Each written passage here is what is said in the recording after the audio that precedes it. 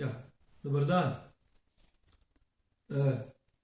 Kam me je peljal slovenski jezik, prajezik? V širni svet. In kamorkoli, kjer sem bil, od severa na vzhodu, jugu in zapadu, najdemo slovenske besede. Takrat še nisem vedel, kaj to je. Ampak v mojih raziskavah mi je najbolj privlekla na začetku prav Skandinavija, skandinavske dežele.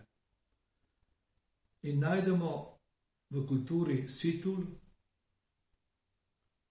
tudi praoblike, saj je situla pomeni, da se nekaj tula. In v situli so naši predniki imeli vodo, ne druge stvari. Ma voda se je v bakru spremenila in oni so pili v obredih. Skandinavske dežele so pa ohranile nekaj primarnega od pracivilizacije in sicer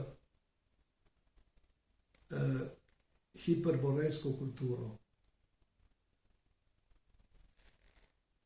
ki si je potem zaradi sprememb okolja, katastrof, ki so nastale, poledenitev,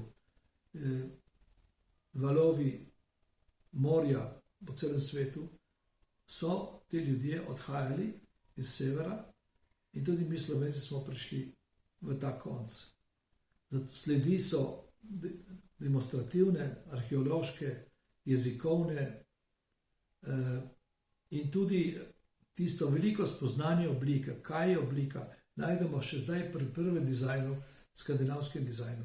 Zlasti me je navdušil za natura dizajn prav sam Tapio Virkala.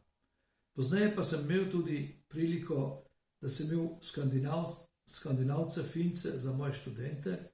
To je bila družina Hivarinen, Risto Sorja. In smo se tako spoprijateljili, da so me enkrat povabili v Helsinki in mi razkazali prastaro kulturo. Od prasavne do praoblik. In to mi je sicer gnalo potem tudi v Indijo, v Afriko in tudi v Ameriko.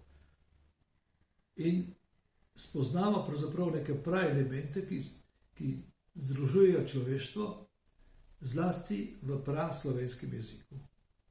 In takrat, ko sem spoznal Skandinavijo, se mi odpre celotna smisel življenja, zakaj živimo, odkje prihajamo in kam gremo.